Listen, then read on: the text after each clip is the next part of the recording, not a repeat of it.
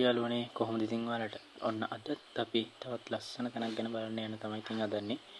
ඉතින් අපි යන්නේ අද රක්වාන ප්‍රදේශයට. ඉතින් මේ අපි යන ගමන ගොඩක් ලස්සන වෙයි. වීඩියෝ එකත් එක්ක දිගටම රැඳී ඉන්න ඉල්ලනවා. ඔන්න යාළුවනේ ඉතින් අපි රක්වාන ප්‍රදේශයත් පව කරගෙන මේ විදිහට ඉස්සරහට යනවා. ඉතින් ඔයාලට කියන්නත් අමතක වුණානේ. අපි මේ යන දිහාවේ තමයි රක්වාන ප්‍රදේශයේ තියෙන වංගු 10 කියන වංගු ටික පිහිටලා තියෙන්නේ. ඉතින් මේ බලන්න. ඉතින් ඔන්න අපි යන ගමනේ අපේ තුන්වෙනි වංගුව අපි පහු කරගෙන යන ගමන් තමයි ඉන්නේ. මේ බලන්න ඔයාලට දැන් තුන්වෙනි වංගුව කියලා ගහලා තියෙනවා පේනවා. ඉතින් ඔන්න ඔය විදිහට අපි තුන්වෙනි වංගුවත් පහු කරගෙන හතරවෙනි වංගුවත් පහු කරගෙන තමයි දැන් මේ ඉස්සරහට යන්නේ. ඉතින් අද අපි යන්නේ සිංහරාජ ආරණ්‍ය සේනාසනයට.